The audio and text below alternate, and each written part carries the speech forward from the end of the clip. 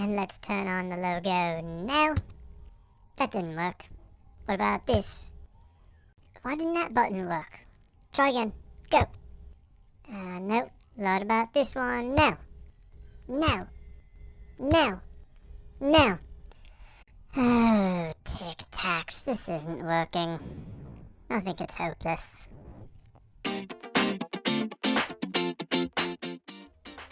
Hello, Troy Christian Elementary.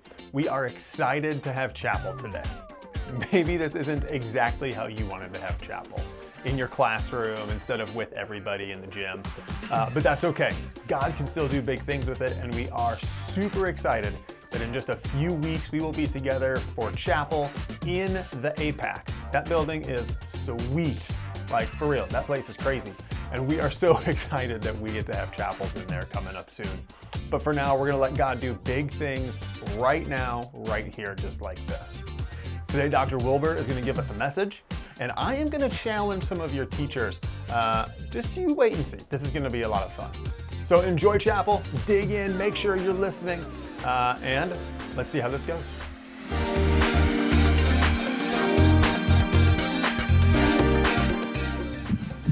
Let's get something clear here. I am not an Ohio State hater. What I am is an Oregon fan. Oregon fan.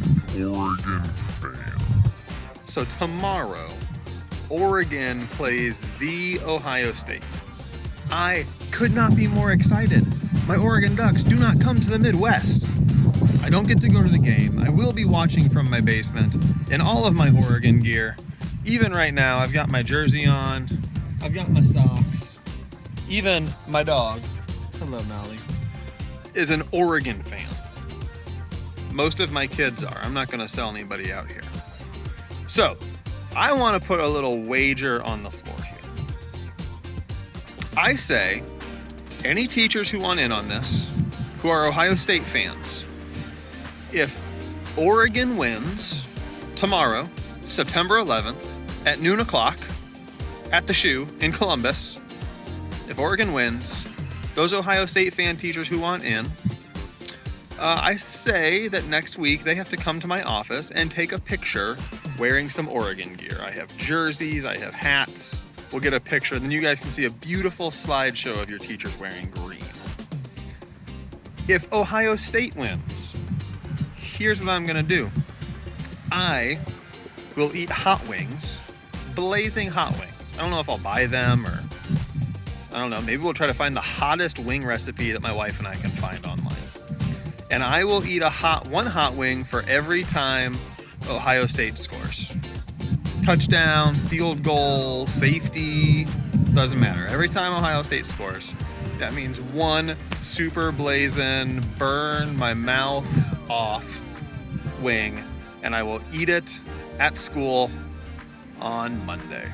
And we'll get footage of it, and you can all watch it right here in chapel next Friday. So, if anybody's in, it's on. Go Ducks. I'll say good luck, Bucks, but go Ducks.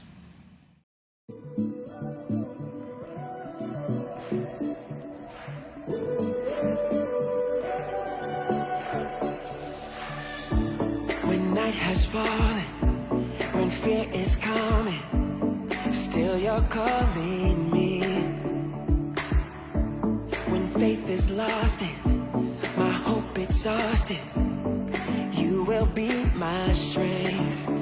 When my mind says I'm not good enough, God, you're enough for me. Yeah, I've decided I'm not giving up, 'cause you won't give up on me.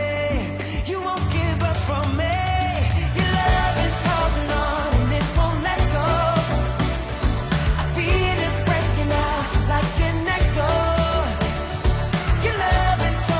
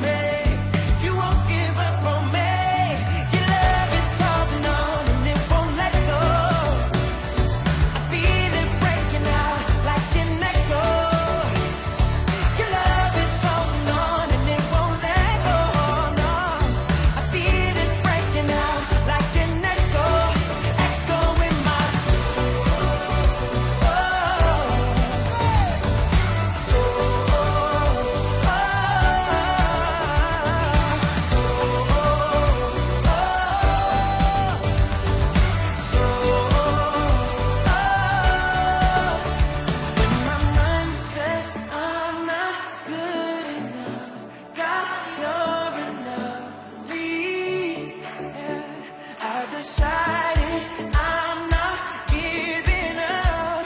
'Cause you won't give up on me. You won't give up on me. Your love is holding on and it won't let go. I feel it. Oh, your love is holding on and it won't let go. No, I feel it breaking out, breaking out. Hey, your love is holding on and it won't let go. I feel it breaking out like an echo. Your love is holding on and it won't let go. No, I feel it breaking out like an echo, echo in my soul. Oh,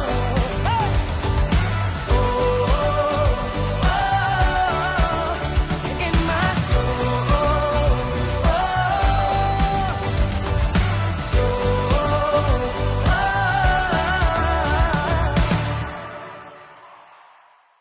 Oftentimes when people walk into my office, they ask, why you got all this Michigan stuff? And having most of my life been in Ohio, that's really tough for them to understand, but here's why. I grew up in Flint, Michigan. And as a young boy growing up in Flint, Michigan, one of the things that was a big part of my life, matter of fact, Flint, Michigan was known as Buick Town in the back of my day. But anyways, I just remember many times when I was walking to junior high school. And again, yes, I did walk 5 miles, but it wasn't uphill both ways. But I did walk 5 miles back and forth to my junior high. And every time, and when we were walking to school, always in the parking lot of Fisher Body, which is the company that made the frames for Buicks, they would have new Buicks sitting there. So all the time I'm walking by all these new cars. Matter of fact, my neighbors oftentimes had a new car every 2 years. Why? Well, because they got such a good deal, because most of my neighbors worked for GM or Fisher Body or Buick. And so that's where my love for cars began. Matter of fact, Ross Dillahunt, who works for Arbogast Buick and GMC, loves it when I walk in, because that usually means that I'm coming in to get another car. And they haven't been known, and it's still unknown, even in my life, probably change cars at least every 2 years. Why? Just because I love cars. I love new cars, and I love old cars. And back a number of years ago, I bought a 1970, it was wrecked, 1970 GTO convertible 455. Now, some of you can't appreciate what I'm talking about, but some of you can. But anyways, I bought this old car. And what I wanted to do, I bought it off a friend. What I wanted to do was to restore or renew that car to what it would look like when it was new. So I asked Jeff Smith, that's Eli Smith, my grandson's grandpa. I asked him if he would help me to restore this 1970 GTO. And so it went from being old to renewing it or to restoring it to a brand new car. Well, I share that with you because this is a bit of an introduction to what our year verse is all about. So for a few moments, I'd like to talk to you about what I believe God has spoken to me about in relationship to what that year verse means in my own life and what I hope it means for us as a school. And this is how it begins. In verse 1 of Romans chapter 12, it says this, "Therefore I urge you, brothers and sisters, in view of God's mercy," understand something. The first 11 chapters, the Apostle Paul was writing this letter to the Romans that were the Jewish and Christians that were in Rome at this period of time. And so he was writing to these Jews and Gentiles, and he was all through those first 11 chapters talking about the importance of change and making sure that they went from their old nature of what they used to be like as either a Jew or as a Gentile, and that they, because of what God had done in their lives, through the giving of Jesus as a sacrifice, as Jesus being given to them as their Savior, and now their new connectivity with God, he was reminding them of things that they need to change in their behavior. And so when it comes to chapter 12, he says, "I urge you, I beg, I plead with you, my brothers and sisters in Rome, that you present your bodies a living sacrifice." Now, again, understand, in this time period before Jesus came around and Jesus gave of himself, the Jews, whenever they would want to give a blessing or want God's favor or again wanted to thank God, they offered a dead sacrifice. And so what Paul is suggesting here now to those who are followers of Jesus, those who've chosen to become Christians, those who are of the Jewish faith, and those that are of the Gentiles, he's saying, I urge you to be a living sacrifice. Not a dead sacrifice, but a living sacrifice. And again, what that means is not that you're to be sacrificing yourself like what they did with a dead lamb or whatever they offered on the altar, but what he's saying that to really give back to God yourself, all of you, and who you are. And I had a professor in college, matter of fact, his name was Dr. Wes Gehrig, and he always used to say this. He would say, students, the problem with a living sacrifice, in the difference between a living sacrifice and a dead sacrifice, is that a living sacrifice keeps crawling off the altar. How often is that true in my life, in our lives? That we say, yes, God, we're going to do a certain thing, but then we turn around and start doing things differently than what we had said that we were going to do. So he says to offer ourselves as a living sacrifice. This is your true and proper worship. You know, we often think of worship as being that time when we're singing, raising our hands, in meditation, in prayer. But true worship, what he's saying here, true worship is when we give of ourselves totally to him and to begin being a true follower of Jesus. So he's encouraging them, he's urging them, please, brothers and sisters, he's urging you and I, as brothers and sisters in Jesus, that we again give ourselves to do and to want to follow after what Jesus is teaching has taught us to do. Then in verse 2, which is our year verse, it says this, do not conform to the pattern of this world. I remember many times my wife Carla and our 3 girls would get together and they would make gingerbread cookies. But they always bring out this cookie cutter. And this cookie cutter was used for them to be able to duplicate their cookies so they all would look the same. You see, so what he's telling us is not to become a cookie cutter. Don't conform to this world. But he's saying to us that we need to be transformed. To be transformed. Now, I don't know about you, but my kids all had these transformers around, and maybe some of you still have them. But what was neat about these, they would be one shape, and then you would take and transform them into another shape. And so what he's telling us and encouraging us is to be transformed. How? By the renewing of our minds. And so he says, don't be a cookie cutter, but be transformed by the renewing of your mind, by making changes and thinking differently than what others think, and be thinking different of what you think, but trying to focus again on what Jesus wants in my own life as that living sacrifice. You know, it's important for us that we need to understand that we need to think differently. You know, for me, there are many different times in my life where I've had to renew, to rethink how I did things. I remember a time in my life when I first graduated from college, and I went and started becoming involved with teenagers, and it was in a ministry called Campus Life. It's very similar to Young Life. And when I became involved in that, about a year later, everyone who was on that staff had left, and all of a sudden it was just me that was there. And so I was then put into a leadership position. Now, nobody had taught me what it means to be a leader. Nobody had taught me what it meant to lead a staff of 20 volunteers and working with 1,000 kids and having other full-time staff. And no one ever taught me what I was supposed to do. So it was one of those things that, okay, if I'm going to survive, if I'm going to be a true leader, I better begin to understand more clearly what it means to be a leader. So I began reading different books. And one book particularly that was very impactful in my life back then, and it's still impactful in my life, and it's called Improving Your Serve. It's a book by Chuck Swindoll called Improving Your Serve, and it had nothing to do with tennis, okay? It had to do with leadership. And one of the key things that came out of that book for me that I've tried to renew continually in my life is that as a leader, I must be willing to serve others.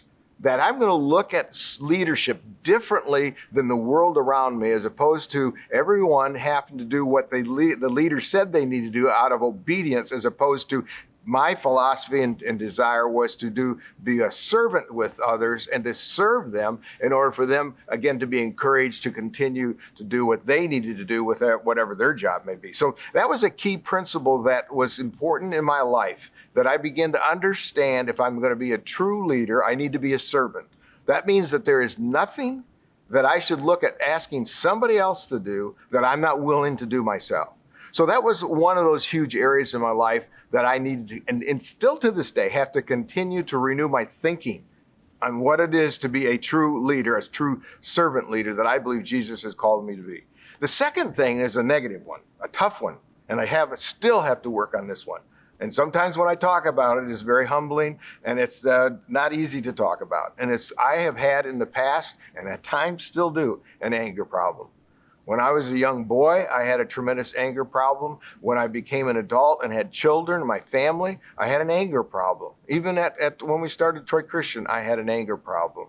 And you know what was bothersome to me was oftentimes that anger came out to those I loved the most. And I really began to ask God, what is up with me? And so Carla and I, my wife and I, went and had professional help. We had to get counseling to help me begin to understand, why am I so angry at times? Why do I lash out, particularly to those who I love? And I had to work through that with professional help. And part of that was going back to my childhood, having grown up with not a physically abusive stepfather, but an emotionally abusive stepfather, was part of what caused that. And so what I have to do, even daily now, I have to ask myself, before I respond, and particularly if it's upsetting to me, that I need to sit on it and wait. Oftentimes, I will not even respond to an email that I may get from a parent or a staff member that is negative in nature. I will wait till the next day before I respond to it. And many times, particularly if it's an email, I will ask for the advice of those who are close to me, say, hey, will you read through this email? Because I want to make sure I'm not coming off in an angry way. Not that I still don't need to address what needs to be addressed in the email or have a conversation, but making sure I'm careful that I'm not doing it in an angry way. So there's something that I have to, and even to this day, have to continually renew my mind in. I have to continually work on and rethink how I would respond in relationship to others. And then the third thing that God has worked on my life, and particularly within the last 3 or 4 years, is having a spirit of gratefulness. You know, I ask myself the question, and you need to ask yourself this question: why is it that I have the privilege of living in the United States of America? Why is it that I have the opportunity to live here and not in Afghanistan, or in Africa, or in Haiti, or other places in the world that are really going through a tremendous amount of persecution and turmoil and stress? But I had the privilege of living in the United States of America. Why is it that we have to get so upset with a mask or with vaccine when you start to think about what others are experiencing in this world? You see, God is working even in my own heart and mind now to continue to rethink, to renew my mind, to act differently and to think differently and be grateful for what He has done for me and in my own life. You know, it is a privilege that's been given by God. Everything I have is from Him. And I need to be grateful for that. We need to be grateful for that. You know, so in conclusion, I say this. You know, if it takes a renewed mind to bring about a transformed heart. That's Amy Groteschel said that. You know, it takes a renewed mind to bring about a transformed heart. May we this year continually renew, to rethink how we respond and react and think about things in our lives. And whether that really lines up as a follower of Jesus, whether it really lines up with what He wants in my life. And that I continually, daily, to rethink, to renew my mind. Well, I want to close in prayer. And when I close in prayer, I'm going to read to you all the same passage, but it's going to come from the Message. So what I'd like you to do is just to bow your heads. And here's something I do often in my life. If we're not around the dinner table, because when we're around the dinner table, we're holding hands. But when I'm in my private time, again, when I'm talking to the Lord, I take my hands and I lay them open on my lap. And that's just a symbol and a reminder for me that it's not me, it's Him. And that I'm opening myself up to God to say, God, do with my life. Help me be that living sacrifice that you want for me to be today. And so I'm going to want you to do that as I pray through using the message in relationship to our year verse, and read that from there. Dear God, so here's what I understand you want me to do with your help. That you want me to take everyday, ordinary life, your sleeping, your eating, the going to work, and walking around life, and place it before you as an offering. God, I embrace you and what you have done for me. For what you are is the best thing that can happen for me. I don't want to become so well adjusted to the culture that I fit into it without even thinking. Instead, God, help me put my attention and focus on you.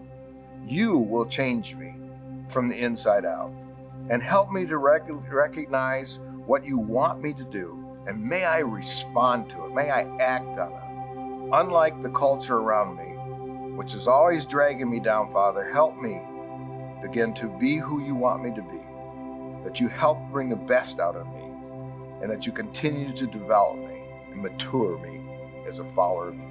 In Jesus' name, amen.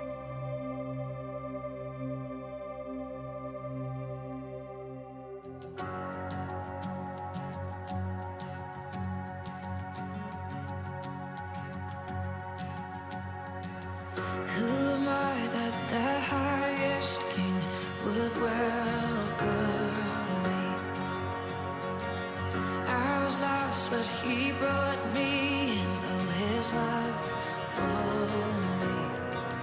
Oh, his love for me.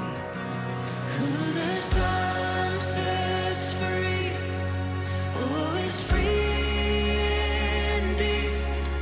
I'm a child of God, yes I am. Free at last, He has ransomed me. His grace runs deep. While I was a slave to sin, Jesus died for me. Yes, He died for me. Who the Son sets free, oh, is free indeed. I'm a child of God, yes I am. In my Father's house, there's a place for me.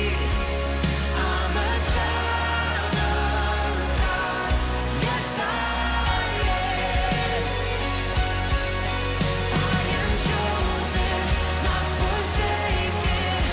I am who you say I am. You are for me, not against me. I am who you say I am. I am chosen, not forsaken. I am who you say I am. You are for me, not against me. I am who you say I am. I am who you say I am. Who the Son sets free, oh, is free indeed. I'm a child of God, yes I am. In my Father's house, there's a place for me. I'm a child of God, yes I am.